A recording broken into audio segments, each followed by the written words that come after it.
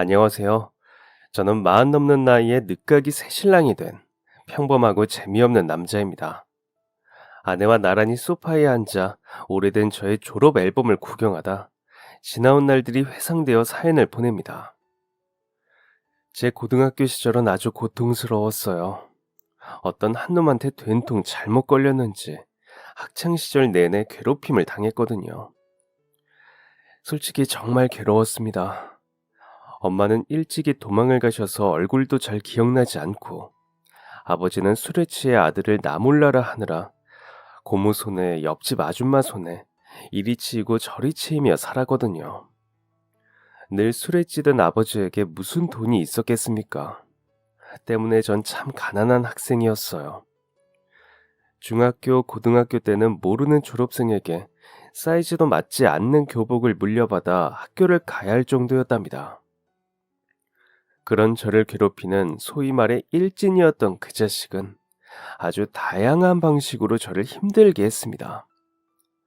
어렵게 물려받은 교복을 가위로 갈기갈기 찢어놓는 것은 물론이고 그 교복이 없으면 당장 입을 수도 새로 살 수도 없어 손으로 겨우겨우 꿰매어 등교를 하면 꿰맨 자국이 터질 때까지 저를 두드려 패곤 했습니다.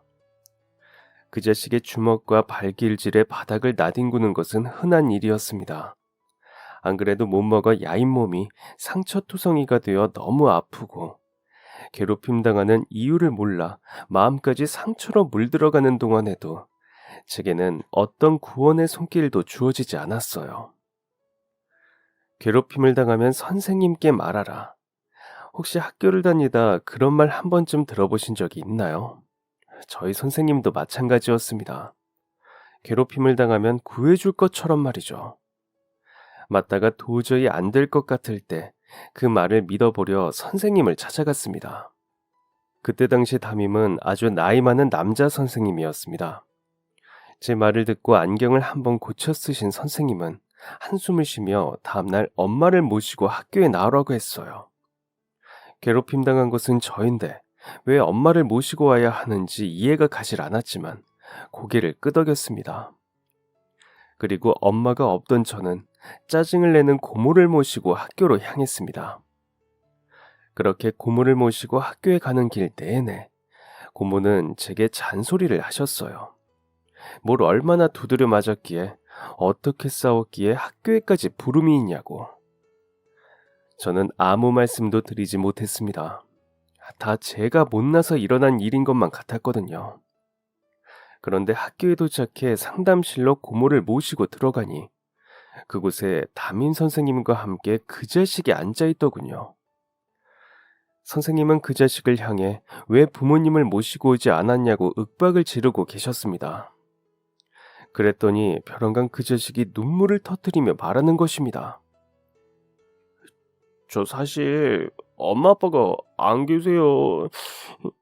순간 멈칫했습니다. 저만 엄마가 없는 줄 알았는데 그 자식의 당당함 뒤에도 저와 같은 아픔이 있다는 것이 기분이 이상했거든요. 눈물을 뚝뚝 흘리는 그 자식에게 담임 선생님은 말씀하셨습니다. 그래서 한성이도 고모 모시고 온 거 안 보여? 보호자를 모셔오라면 모셔왔어야지. 저는 그 자식에게 엄마가 없다는 사실을 알리고 싶지 않았는데 선생님의 한마디에 그 자식의 눈썹이 꿈틀하더군요. 속상한 마음에 제가 멈칫하는 사이 그 자식은 저희 고모 앞에 서서 고개를 숙이며 빌기 시작했습니다. 정말 미안하다고, 다시는 그러지 않겠다고 눈물로 호소했어요. 고모는 난감하다는 듯 저를 보며 어떻게 하고 싶은 거냐라고 따져 물으셨습니다. 저 때문에 학교 오신 것도 창피한데 때렸다는 애가 불쌍한 얼굴로 울기까지 하니 화가 나신 듯 했습니다. 안 그래도 학교에 오시기 싫어하셨던 고모였는데 불난 집에 부채질을 하는 격이었던 거죠. 끔찍했던 상담실에서의 시간이 끝이 나고 결국은 녀석이 징계를 열겠다는 선생님의 대답만 들었습니다. 그런데 그 자리가 끝나고 나서도 저를 따로 찾아와 그 자식이 눈물을 흘리는 것입니다. 다시는 괴롭히지 않겠다고 약속한다고 말이에요. 그래서 저는 그 녀석의 징계가 열리기 전 선생님을 찾아가 녀석을 용서하겠다고 말했습니다. 선생님은 잘 생각했다며 사내들이 크다 보면 주먹 다짐도 하는 거라고 말씀하셨어요. 그래서 저도 그렇게 생각하려고 했습니다. 생각하면 생각할수록 저와 같이 부모가 없는 아이라는 것이 마음에 걸렸거든요. 솔직히 말해 없던 동정심까지 생겼습니다. 어쩌면 사랑받아야 할 나이에 충분히 사랑받지 못해 삐뚤어진 사춘기라 그런 것이 아닐까 생각했어요. 게다가 그렇게 울면서 사과를 했으니까 죄는 미워하되 사람은 미워하고 싶지 않은 마음이었습니다. 저 또한 부족한 점이 많은 사람이기 때문에 타인을 미워하고 싶지 않았던 것 같아요. 그렇게 그 녀석을 용서하고 한층 따뜻한 시선으로 바라보려 애쓰던 어느 날이었습니다. 책을 한가득 들고 복도를 걸어가는데 누군가 제게 달려와 세게 어깨를 부딪혀 왔어요.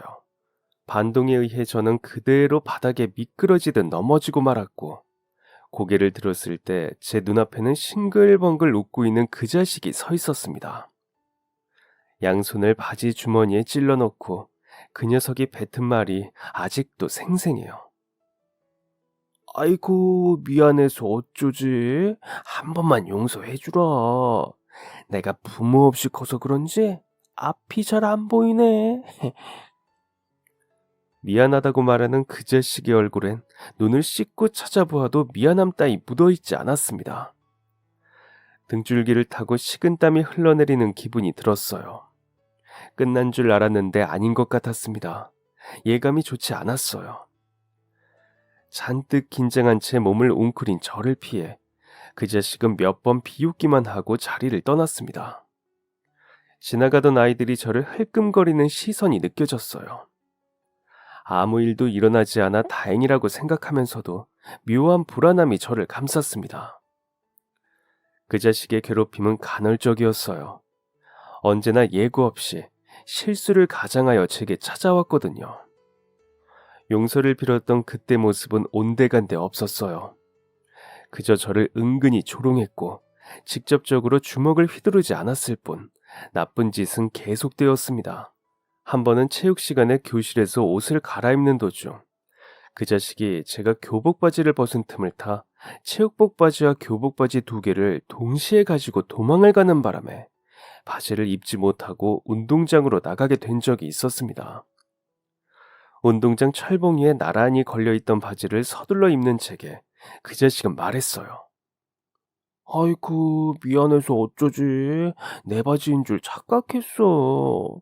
부모 없이 자라서 그런가? 내가 좀 개념이 없어. 그치? 그 외에도 그 자식의 은근한 괴롭힘은 계속되었습니다. 화장실에 간 사이 책상을 아예 빼버린다던가, 칠판을 닦다가 실수인 척 제게 던진다던가. 그럴 때마다 그 자식의 입에서는 미안하다는 말이 곧장 나왔어요.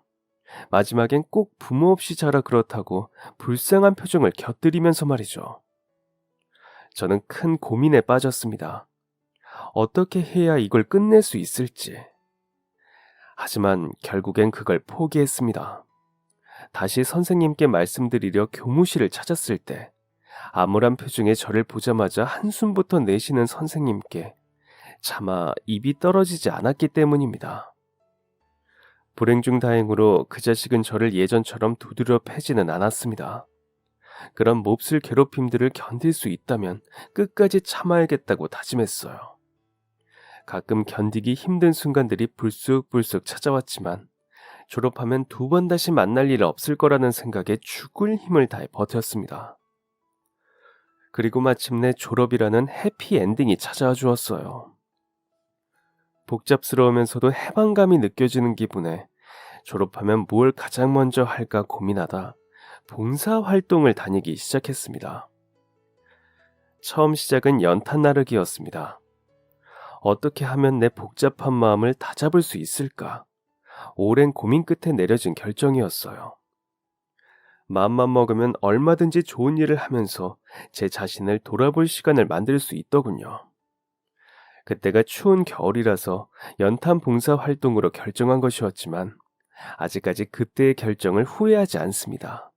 누군가를 도우면서 제 스스로를 더 깊이 돌아볼 수 있었던 시간들이었기 때문입니다.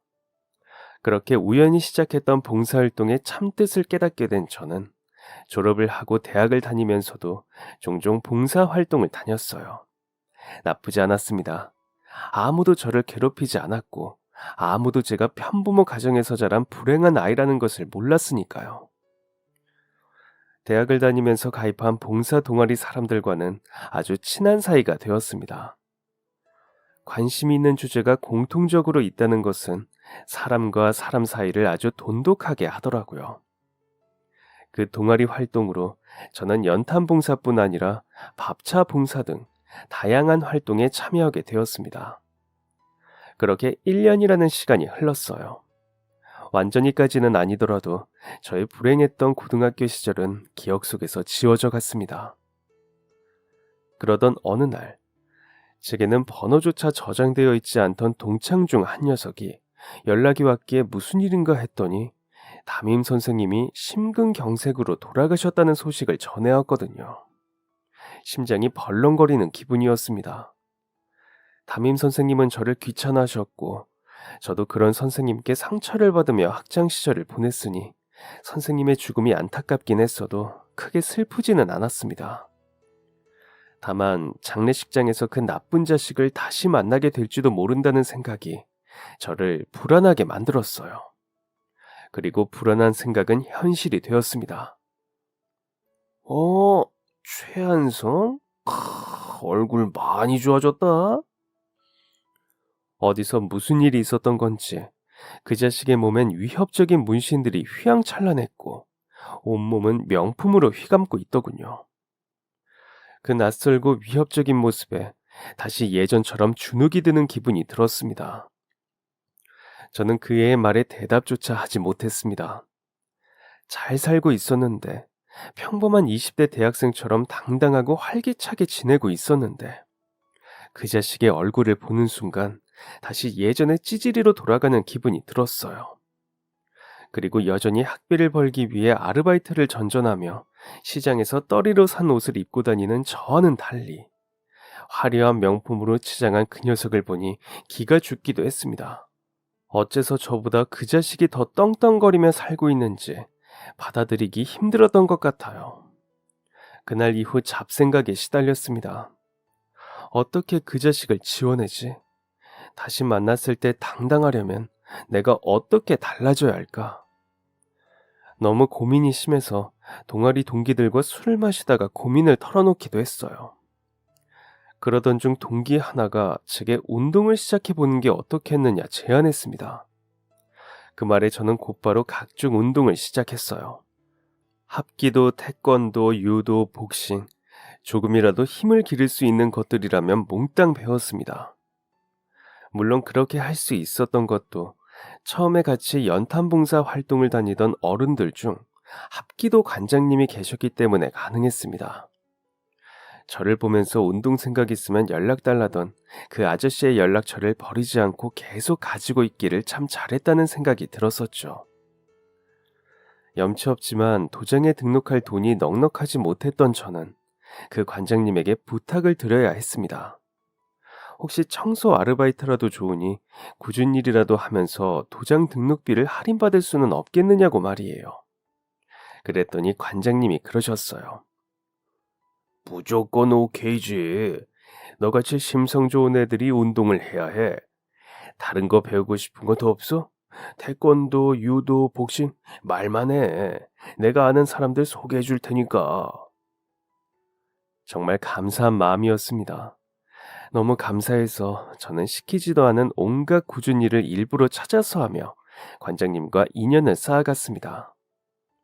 그리고 다행히 각종 운동을 배우는 동안 너무나도 좋은 분들을 만나서 예상했던 것보다 훨씬 더 강한 사람이 될 수 있었어요. 몸만 좋아진다고 해서 강해지는 것이 아니라 정신까지 강해지는 효과가 있었습니다. 감사하게도 주변의 모든 사람들이 그 과정을 지켜보며 진심 어린 격려와 응원을 아끼지 않았기에 가능했던 것 같아요. 제게 정말 많은 힘이 되었습니다. 어느 날 복싱을 배우면서 친하게 지내던 한 아저씨가 있었는데 덩치는 거의 강호동만큼이나 큰데 말투는 김혜자 할머니만큼이나 상냥하던 아저씨였어요. 몰랐는데 식당을 하고 계신다고 했습니다. 그래서 운동을 그만두고 나서도 줄곧 그 아저씨를 뵈러 식당을 찾았었어요. 그러다 보니 정이 많이 들었습니다. 막대 먹은 제 친아버지보다 훨씬 더 친아버지 같은 분이었다고 해야 할까요? 정말 다정하고 마음 따뜻한 분이었어요. 그 아저씨가 좋았던 저는 식당이 바쁜 날이면 어김없이 그 자리에 합류해 주방 일부터 서빙까지 빠짐없이 거들었습니다. 장사가 어려 힘든 날이면 온갖 인맥을 동원해 식당을 찾았죠. 동아리 동기들부터 각종 운동을 가르쳐 주셨던 사범님들, 함께 운동을 하며 친해진 사람들, 그리고 그런 인연들이 쌓이고 쌓여 저는 훗날 제 식당을 차리게 됩니다. 물론 설렁탕 가게를 하셨던 아저씨와는 전혀 다른 종류의 식당인 떡볶이 가게였지만 아저씨의 영향이 없었던 것은 아니에요. 사실 영향이 아주 컸죠. 제 손으로 멋지게 일어날 수 있는 것 중에 가장 자신 있는 것이 요리였습니다. 그리고 제가 요리에 자신감이 있다는 걸 깨달은 건 동아리 활동으로 여기저기 봉사 활동을 다니면서 아저씨의 식당 일을 도와드리면서부터였습니다. 나는 네가 도장이나 체육관 차릴 줄 알았는데 식당 개업날 찾아와 주신 모든 분들이 그리 말씀하셨어요. 개업 후 한 달간은 지인발로 운영한다고들 하지만 그 지인분들의 기운이 좋았던 것인지 몇 개월이 흐르고 난 후에도 가게는 장사가 잘 되었습니다. 근처에 떡볶이집이 하나도 없어서 더 그랬던 것 같기도 해요. 가게를 하면서 여러 손님들을 만나고 행복했습니다. 바보 같고 답답했던 저의 학창시절은 떠오르지도 않을 정도였어요. 좋은 일만 있으니 힘들었던 과거의 그 일이 되새겨지는 순간도 찾아오질 않았습니다. 마음의 평화 덕분이었을까요? 저는 그 가게를 운영하며 또 다른 인연을 쌓기도 했습니다. 바로 제 가게에 임대를 놔준 건물주와의 인연이었어요. 저희 가게의 건물주는 한 아주머니였습니다. 만약 제게 엄마라는 존재가 있었다면 그 아주머니와 비슷한 연령대였을 거예요. 아주머니는 처음부터 인상이 좋으셨습니다. 미소 짓는 두 눈이 기본적으로 장착된 분 같았죠.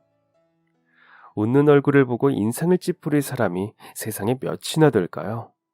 아주머니의 얼굴을 보고 있으면 저까지 웃게 되는 신기한 힘이 있었습니다. 보통 앞마당까지만 청소하는데 왜 건물 계단까지 그리 쓸고 닦고 해요? 왜 제 구역도 아닌 곳까지 새벽부터 쓸고 닦고 하고 있느냐는 말이 그 아주머니와의 제대로 된 첫 대화였습니다. 저는 말했어요. 손님들이 이 길을 걸어서 저희 가게에 오시니까 당연히 제가 해야 마땅하죠. 여기 있는 어느 누구라도 그렇게 생각하지 않을까요? 아주머니께서는 말씀하셨습니다. 그렇지 않다고 말이에요. 여태 30년이 넘는 세월 동안 여러 세입자들을 만나왔지만 자기 구역이 아닌 곳까지 청소를 하는 사람은 제가 처음이라고 하셨어요. 좀 의외의 이야기였고 안타깝게 느껴지기도 해서 그 후로는 더 열심히 청소를 했던 것 같습니다. 나라도 열심히 해야지. 나라도 열심히 하면 결국 모두가 열심히 하는 것이 된다는 생각이었어요. 아주머니께서는 처음엔 떡볶이 가게가 들어선다기에 걱정을 하셨다고 했습니다.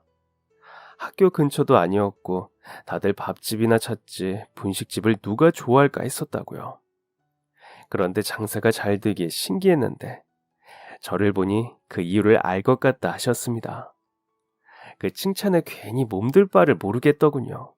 그래서 저는 아주머니께 말씀드렸어요. 터가 좋아서 그런 것 같아요. 건물의 기운이 좋아서 그게 저한테까지 복이 온 거죠. 그렇게 아주머니와 친해지기 시작했던 것 같습니다. 그 아주머니에게는 딸이 한 명 있었습니다. 이름은 은희. 저보다 2살이 많은 누나였는데 듣기로는 미국에 있는 방송국에서 일을 하고 있다고 했습니다. 무척 똑똑하고 정말 예뻤지만 단 한 가지 단점이 있었어요. 분위기가 엄청나게 무서웠다는 것. 처음에 저는 그 누나에게 말도 함부로 걸지 못했습니다. 늘 웃는 얼굴이었는데 이상하게 주위를 압도하는 것 같은 그런 오라가 있었거든요. 하지만 그와 별개로 그 누나는 제게 잘해주었고 저도 그런 누나를 위해 늘 맛있는 떡볶이를 만들어주었습니다. 그러다 제 떡볶이를 맛있게 먹어주는 누나가 점차 고마움을 느끼기 시작했고 그 이후부터 저는 은희 누나가 무섭지 않게 되었죠.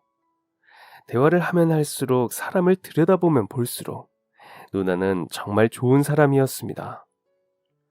그런 누나에게 고마운 마음에 누나가 미국에 나가고 없을 땐 저라도 더 아주머니께 잘해드리려고 노력했던 것 같습니다. 그래봤자 청소를 열심히 하고 먹을 걸 나눠드리는 것이 전부였지만 말이에요. 그렇게 저는 좋은 사람들 틈에서 행복한 나날을 보내고 있었습니다. 그러던 어느 날 손님이 북적한 시간에 낯익은 얼굴 하나가 문을 열고 들어왔습니다.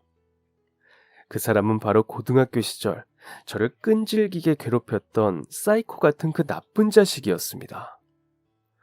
괜히 불쾌한 놈과 더 엮이고 싶지 않아 피하고만 싶었어요. 하지만 작은 가게의 직원이라고는 달랑 저 하나뿐이니 직접 주문을 받으러 나가는 수밖에 없었습니다. 주문하시겠어요? 세월이 흘렀으니 어쩌면 그 자식이 저를 못 알아보지 않을까 하는 마음에 최대한 시선을 피하며 메뉴판을 내밀었어요. 그런데 불행하게도 그 자식은 저를 한 번에 알아보더군요. 이야, 최한성. 어금니에 힘이 바짝 들어갔습니다. 저는 그 자식에게 괴롭힘을 당할 처지가 아니라는 것을 알면서도 이상하게 긴장이 됐어요.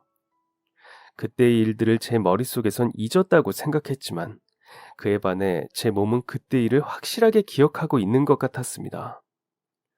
물음에 대답을 하지도 그렇다고 쿨하게 인사를 하지도 못하는 저를 그 자식이 위아래로 훑어보기 시작했어요. 그리고는 그냥 적당히 시비만 걸다 그냥 나갈 줄 알았는데 메뉴판을 들고 주문을 하더군요. 다른 손님들도 있어 그 자식을 그냥 내쫓고 싶은 것을 꾹 참고 주문받은 음식을 내어주었습니다. 그 자식은 저 같은 건 신경도 쓰지 않는다는 식으로 함께 온 일원과 제가 만든 음식을 나누어 먹었어요. 그리고는 식사가 끝나고 계산을 하고 나가며 제게 말했습니다. 대학 나와 겨우 한다는 게 분식집이냐? 없이 산 놈이라 그런지 뭐래도 태가 안 나요. 아휴, 진짜. 고생해라. 그리고 음식이 좀 짜더라. 이것도 음식이라고 파는 건지. 아유, 별것도 없구만. 손님은 왜 있는 건지. 그 비웃음에 다시 옛날 생각이 나고 그동안 다시 만나게 된다면 제대로 한 방 날려주려던 다짐들이 다 무너지고 말았어요. 어쩜 그 자식은 단 한 번을 그냥 지나치는 법이 없었습니다. 제가 하는 것이라면 죄다 꼬투리. 제가 그 자식에게 아래로 보여도 한참 아래로 보인 모양이었죠. 그래도 맛있게 식사를 해주시던 다른 손님들에게 아무런 피해가 없었던 것에 만족하며 억지 웃음을 지어 그 자식을 돌려보냈습니다. 좀 짜더라는 그 자식의 말과는 달리 접시는 깨끗하게 비워져 있더군요. 그걸 보는 순간 제 마음에 묘한 승리감이 들었었습니다. 겨우 그것 하나로 그런 마음을 느끼다니 제 자신이 다시 찌질해졌다는 생각도 들었지만 말이에요. 그 자식이 다녀갔지만 그 후에도 평소와 다름없는 평화로운 날들이 이어졌습니다. 그래서 날이 가면 갈수록 그냥 손님 대하듯 그 자식이 제게 어떤 말을 짓거리든 그냥 보내길 참 잘했다는 생각이 들었었어요. 그런데 그건 저의 착각이었습니다. 평화로운 줄만 알았던 저희 가게와 저의 일상에 그 자식이 찬물을 끼얹었습니다. 분식집이라고는 저희 가게뿐이었던 그 동네에, 그것도 제 가게 바로 맞은편에 그 자식이 똑같은 메뉴로 가게를 오픈한 겁니다. 제가 그러했듯이 진발로 개업식 내내 그 자식의 가게에 손님들이 북적였어요. 그 효과로 인해 저희 가게에 오던 손님들마저 그곳으로 발걸음하기 시작했고, 곧 사그라들 줄로만 알았던 손님들이 한 달이 지나고 난 후에도 북적이는 걸 보며 뒤늦게 알게 된 사실이 있습니다.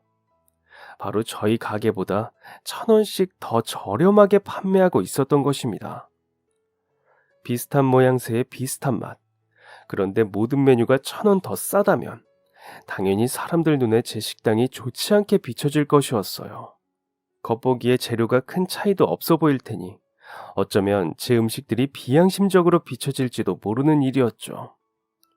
그래도 제 마음을, 제 진정성을 알아줄 손님들이 있지는 않을까 기대했지만 시간이 흘러도 그 자식의 가게에 몰린 손님들을 되찾기가 힘들었어요.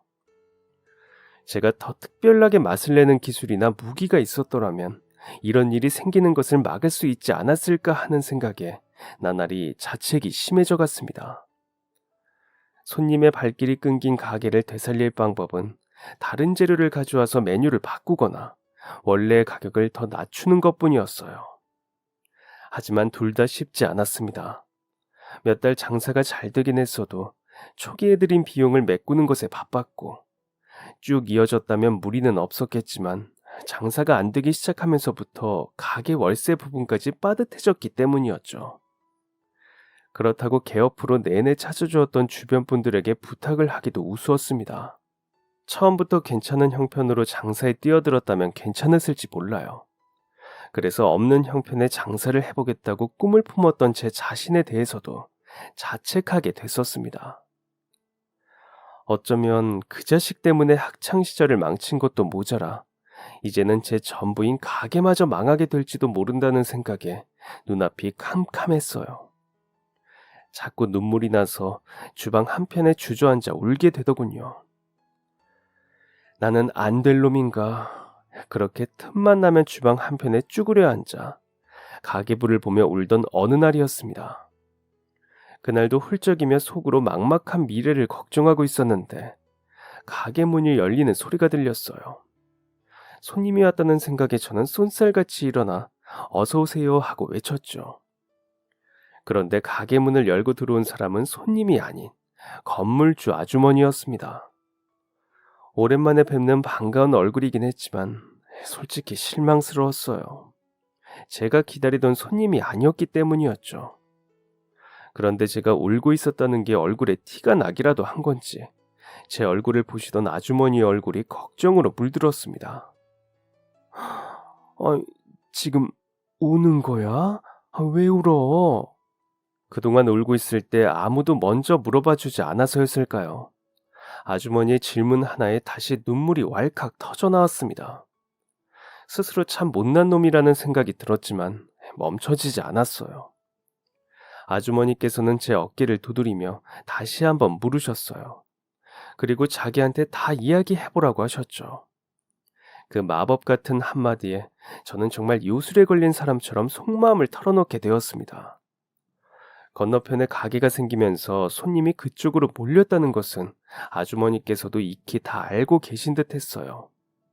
하지만 그 가게의 사장이 저를 괴롭히던 고등학교 동창이라는 말과 함께 어떻게 헤쳐나가야 할지 모르겠다는 제 마음까지 말씀드리니 그대로 한참을 고민하시더군요.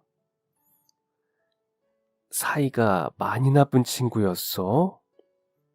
저는 서러움에 복받쳐 고개를 힘껏 끄덕였습니다. 아주머니께서는 말씀하셨어요. 너같이 심성 고운 녀석한테 사이 나쁜 친구가 있을 이유가 하나밖에 더 있나? 그 자식이 나쁜 놈이겠지. 저렇게 못돼 처먹은 방법으로 친구 가게 망하게 만드는 꼼수만 봐도 저 나쁜 자식이 어떤 심성을 가진 사람인지 다 알 것 같구나.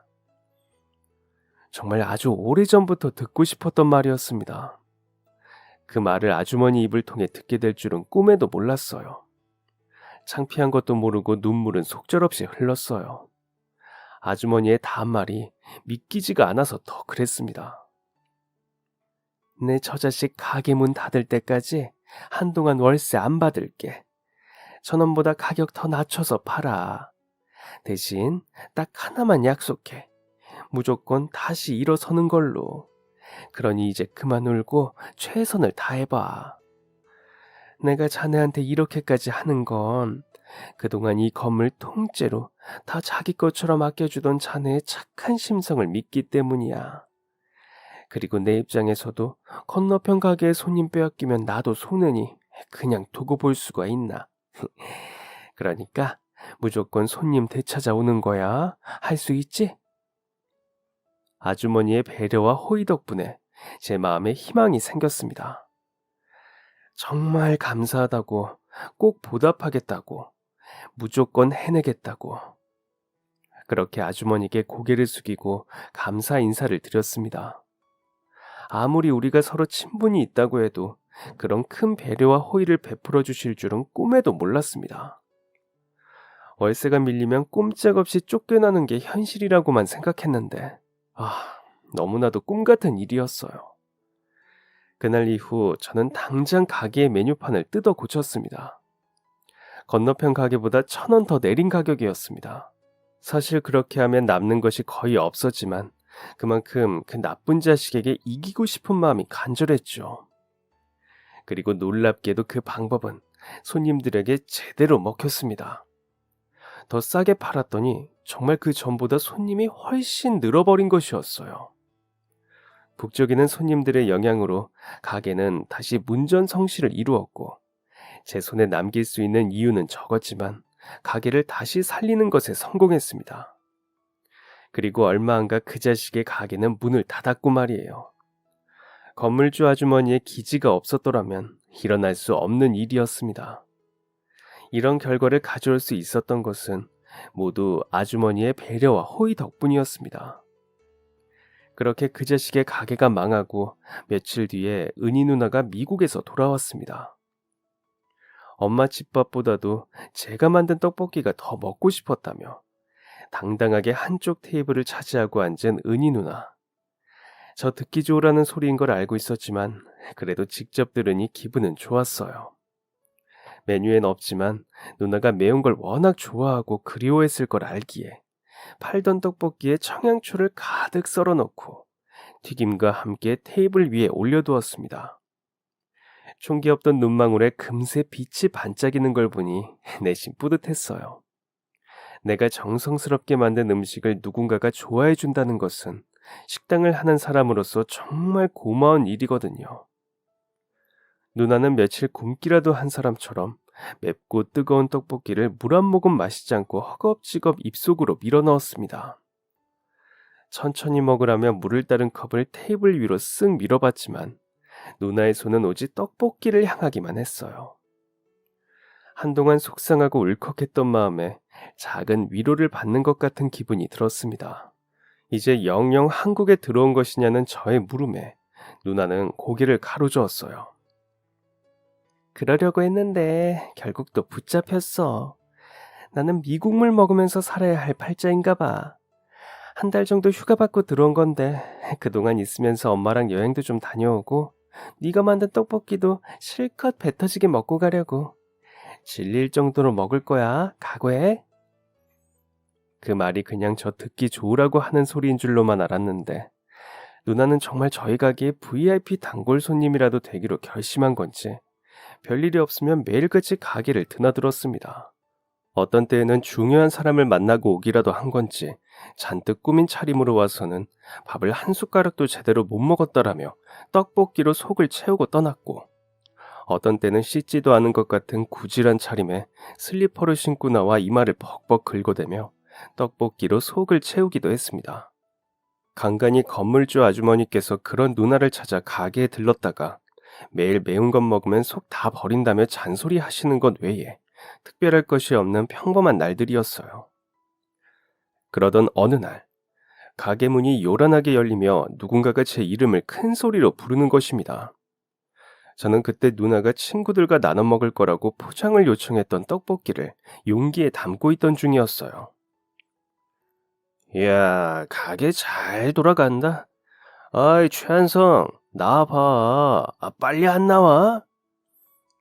의자에 앉아 핸드폰을 보며 포장을 기다리던 누나의 시선도 자연스레 가게 출입문을 향했습니다.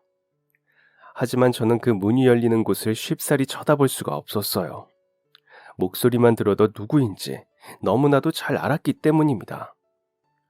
혹시 저를 향해 욕설하는 모습을 누나에게 보이기라도 한다면 제 자존심이 너무 상할 것 같아서 잔뜩 긴장했어요. 그런데 잠깐이나마 그놈을 피하고 싶다는 생각이 순식간에 뒤바뀌어 저를 주방 밖으로 뛰쳐나가게 만들었습니다. 뭐 하시는 거예요? 요란한 소리와 함께 테이블과 매장 기물들이 넘어가는 소리가 들리고 그 소리 다음으로 누나의 비명소리가 들려왔기 때문이었어요. 제가 주방에서 뛰쳐나가 노매 앞에 모습을 드러내자 이것저것 집어던지며 행패를 부리던 그 자식의 행동이 멈추었습니다. 저를 향해 또박또박 기분 나쁜 인상을 하고서 걸어오는 그 얼굴을 제대로 보기가 여전히 힘들었지만 가게가 망가지는 것은 둘째치고 손님들과 누나에게 피해를 입혀서는 안 됐습니다. 학교를 졸업한 이후부터 수십 번, 수백 번, 수천 번이 넘도록 연습했던 것처럼 저를 향해 씩씩거리며 온갖 욕지거리를 뱉어내는 그 자식의 얼굴 앞에 제 얼굴을 들이밀었어요. 두 주먹을 불끈 쥐고 어깨를 당당하게 펴고 말이에요. 처음으로 그놈의 앞에 맞서보는 순간이었습니다. 그놈이 기가 차다는 듯 고개를 옆으로 돌리며 저에게 비웃음을 날렸어요. 불쾌하고 불안한 마음에 심장이 쿵쾅거렸습니다. 어쭈, 최한성 많이 컸다. 고개도 빳빳이 들 줄 알고. 그러다 너나 한 대 치겠다, 어? 마음 같아서는 그동안 갈고 닦은 무술 실력으로 그놈의 턱에다 제 주먹을 힘껏 내리치고 싶었지만 그래서는 안 됐습니다. 꼭 참아야 했어요. 이곳은 제 인생이 걸려있는 저의 소중한 가게였고 손님들까지 보고 있었으니까요. 그놈은 잔뜩 비아냥거리고 욕설을 섞어가며 저를 도발해보려 했지만 아랑곳 않고 자신을 노려보기만 하는 제 태도에 그 자식은 더 화가 난 듯했어요. 몇 번이나 주먹을 들어 저를 향해 휘두르려는 신용을 하던 그 자식이 기어코 마침내 주먹을 휘둘렀습니다. 나이 좀 먹었다고 옛날 일 다 까먹었냐? 너 내가 누군지 몰라? 다시 기억나게 해줘? 고등학교 때처럼 여기저기 쥐어 터진 얼굴로 네 발로 기어서 나한테 싹싹 빌게 해줘? 휙 하고 날아드는 주먹에 두 눈을 질끈 감았어요. 불안한 눈초리로 구경하던 손님들이 소리를 질렀고 그 자식은 그 자세 그대로 가게 바닥에 내리꽂히게 되었습니다. 합기도며 유도, 태권도의 복싱까지 두 번 다시 학창시절처럼 누군가에게 맞으며 살지 않으려 애썼던 20살 초반의 노력이 빛을 발휘하는 순간이었어요. 수년이 지나 이제는 몸이 굳었을 것이라고 생각했는데 저 자신을 보호하기에는 부족함이 없었습니다. 휘두르는 주먹을 기다렸다는 듯이 옆으로 피하기만 했을 뿐인데 바닥에 처참하게 넘어지고 마는 그 자식을 보니 왠지 자신감이 생겼습니다. 넘어졌던 그 자식은 다시 일어나서도 창피함을 모르고 여전히 씩씩대며 제게 달려들었고 그렇게 달려드는 족족 바닥에 내팽개 쳐졌어요. 저는 손 하나 까딱 않고 그 자식이 제풀에 지치도록 만들 수가 있었습니다. 그 자식은 결국 끝까지 저를 한 대도 때려보지 못한 채 씩씩거리며 가게 문을 발로 집어차고 나갔습니다. 손님들이 하나둘 안도하는 표정을 지으며 제게 물어왔어요. 아이고, 사장님 괜찮으세요? 아유, 뭐 저런 미친 인간이 다 있어. 저는 너무 죄송하다고 사과를 거듭 드리고는 흩어진 의자와 테이블을 정리했습니다. 그러는 사이 누나가 불쑥 주방으로 들어가 제가 포장하던 떡볶이를 마저 챙기기 시작했어요. 저는 부랴부랴 그곳으로 달려갔습니다. 누나가 말했어요. 가게 정리해. 이건 내가 마저 할게. 약속 시간이 다 돼서 가봐야 할 것 같아. 다소 경직된 어두운 표정을 한 누나의 말에 저는 그 손짓을 거들어 보지도 못하고 누나를 배웅해야 했습니다. 미안하다고 해야 했는데 입이 떨어지지 않았어요. 속이 상했습니다. 그날 밤에는 자려고 누워서도 어쩐지 속이 후련하지 못했어요. 분명 그 자식에게 한 대도 얻어맞지 않고 망신을 줄 수 있었고 모든 것이 괜찮았는데 자꾸 찝찝하고 불편한 마음이 들었습니다. 아무래도 누나의 마지막 표정 때문이었던 것 같아요. 내가 학창시절에 맞기만 하고 다니던 놈이라 한심하게 느껴지기라도 했을까? 설령 그렇다 하더라도 지금에 와서 뭘 어떻게 할 수도 없는 노릇이었기에 가슴이 답답했습니다. 그런데 다음날 착잡한 마음으로 가게 준비를 하고 있는 제게 그 자식이 또다시 찾아왔어요. 꼴도 보기 싫은 얼굴을 또 접해야 한다는 것이 소름 끼치도록 싫었지만 전날과 다른 점이 있었다면 그 자식의 태도였습니다. 문을 함부로 박차며 열지도 않고 특유의 씩씩거림도 없었어요. 그렇게 어울리지 않게 조용히 문을 열고 들어온 녀석이 벼랑간 제 앞에 다가와 무릎을 꿇으며 빌기 시작했습니다. 내가 다 잘못했다, 한송아. 제발 한 번만 봐주라. 내가 미안하다. 내가 죽일 놈이야. 죽여줘. 아니. 한 번만 용서해줘. 다른 의미로 너무 무서웠어요.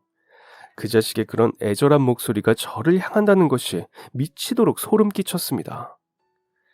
저는 놀라서 뒤로 뒷걸음질을 치며 물었어요. 갑자기 왜 이러느냐고요. 그랬더니 그 자식이 무릎을 꿇은 자세 그대로 제게 무언가를 내밀어 보이더군요.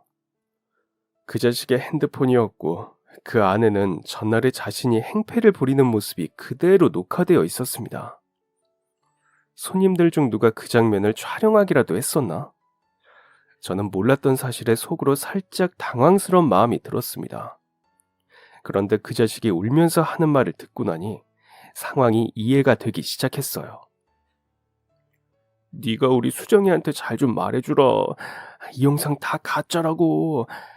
그냥 우리 둘이서 장난친 거라고. 나 수정이 없으면 못 살아. 내가 다 잘못했다. 네가 시키는 대로 다 할게. 하라는 거 다 할게. 그러니까 제발 우리 수정이한테 아니 그 누님한테 말 좀 해줘. 수정이랑 나 결혼식까지 보름밖에 안 남았어. 나 대학 나온 것도 학교 다닐 때 공부만 했다는 말도 다 믿어주던 사람인데 어제 이거 보고 나 고소하겠대. 네가 사람 하나 살린다 생각하고 거짓말 좀 해주면 안 될까? 딱 한 번만 제발 도와줘. 내가 이렇게 싹싹 빌게. 제발 부탁이야. 싹싹 빌면서 울어대는 그 자식의 손에 들린 핸드폰 속 영상을 다시 보니 은희 누나가 서 있던 자리에서 찍힌 영상인 것 같았습니다. 누나가 그 자식이 말하는 수정이라는 사람에게 그 영상을 직접 보여준 것 같았어요. 다른 말 없이 서둘러 가게를 빠져나가던 누나의 모습이 떠올랐습니다. 그리고 떡볶이를 주문하며 그날 뒤늦게 받아야 할 청첩장이 있다고 말하던 누나의 말이 생각났어요. 전 그 자식이 사랑하는 수정이라는 사람이 은희 누나와 아는 사이일 것이라고는 전혀 예상하지 못했습니다. 아마 그 자식도 전혀 몰랐겠죠. 그 자식이 울며 매달리는 모습에 마음이 동요되지 않았던 것은 아닙니다. 하지만 아주 오래전 학창시절의 기억이 떠올렸죠. 그 모습에 두 번 다시 속지 않으리라. 더는 예전의 그 어수룩한 찌질이가 되지 말자. 예전 같았더라면 매달리는 그놈을 뿌리치지 못하고 어물쩍 눈물에 넘어갔을지도 모릅니다. 하지만 이제는 달랐어요. 그때의 멍청이는 더 이상 존재하지 않았습니다. 저는 제 발목을 잡고 늘어지듯 애원하는 녀석을 뿌리치며 말했습니다. 괜히 나한테 와서 이러지 말고 뿌린 대로 거두었다고 생각해.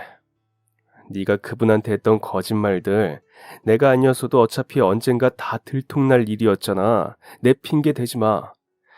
네가 놓은 덫에 네가 걸린 것뿐이야. 학교 다닐 때 공부는커녕 그렇게 애들 패는 것만 하고 다니더니 꼴 좋다. 도와달라고? 도와야지 그럼. 네가 결혼하려던 사람이 우리 누나랑 아는 사이라니까 더더욱 도와야지. 너 같은 자식이랑 단 1초라도 더 엮일 일 없게 그분을 도와야지. 애원하던 그 자식의 눈빛이 잠깐 변하는 것이 느껴졌지만 예전처럼 제게 해코지를 하지 못했습니다. 싹싹 비는 그 자세 그대로 가게 밖으로 끌어내는데도 제발 한 번만 용서해달라는 말만 반복할 뿐이었어요. 억지로 떼어내고 가게 안에 들어오고 나서야 참았던 숨이 왈칵 터져 나왔습니다. 터질 것 같은 심장을 손으로 꾹꾹 누르며 가게 문 밖에서 오열하는 그 자식을 무시했어요. 엉엉 울며 제게 싹싹 비는 그 자식의 모습이라니 속이 후련해 눈물이 났습니다. 그날 뒤늦게 가게를 찾은 누나는 제게 말했습니다. 덕분에 축의금 굳었는데 마치고 술 한잔 할까? 술잔을 주고받으며 누나는 제 과거 이야기를 듣고 그 어떤 말도 함부로 하지 않았고 그 배려 넘치는 모습이 제게는 커다란 위로가 되었던 것 같아요. 그 고마웠던 날의 이야기는 오래오래 제 가슴 속에 아름다운 기억으로 남았습니다. 저는 가게가 바빠서 가게를 챙겨야 해서라는 핑계로 연애도 결혼도 하지 않고 지냈어요. 그리고 다시 미국으로 떠났던 누나가 한국으로 돌아오게 되었을 때 누나는 제게 물었죠. 으이그, 왜 아직 결혼도 안 하고 청승이냐? 저는 말했습니다. 그래야 누나 축의금 낼 돈이 굳어서 우리가 술 한 잔을 더 할 수 있지 않겠느냐고 말이에요. 그 후 조금 무섭고 터프했던 누나가 이제는 제 아내가 되었습니다. 그리고 누나는 그 후 쭉 한국에 들어와 살게 되었습니다. 제 한심한 과거를 알고도 멋있게 위로할 줄 아는 누나에게 제 남은 인생을 다 바쳐보려고 합니다. 매사 쿨하고 강단 있는, 하지만 내면에는 따뜻함이 묻어나는 아내의 모습을 보고 있노라면 존경심까지 든답니다. 그리고 지금의 아내와 함께 장모님을 돌보며 행복한 나날을 보내고 있습니다. 관장님과는 종종 옛날의 그때를 추억하며 지금도 시간이 될 때마다 봉사활동도 다닙니다. 가족이 생긴다는 것은 정말 행복한 것 같습니다. 하지만 이 모든 것이 제 덕이라고 생각하지 않습니다. 제 주변에 계신 많은 분들의 도움으로 저는 뒤늦게 진짜 어른이 될 수 있었다고 생각하거든요. 그러니 앞으로도 제게 도움 주신 분들에게 이 은혜를 조금씩이라도 갚아나가면서 지금처럼 모두와 함께 행복하게 살아나가려고 합니다. 그럼 지금까지 사연 들어주셔서 감사합니다. 사연이 재미있으셨다면 구독과 좋아요 부탁드려요. 감사합니다. 안녕히 계세요.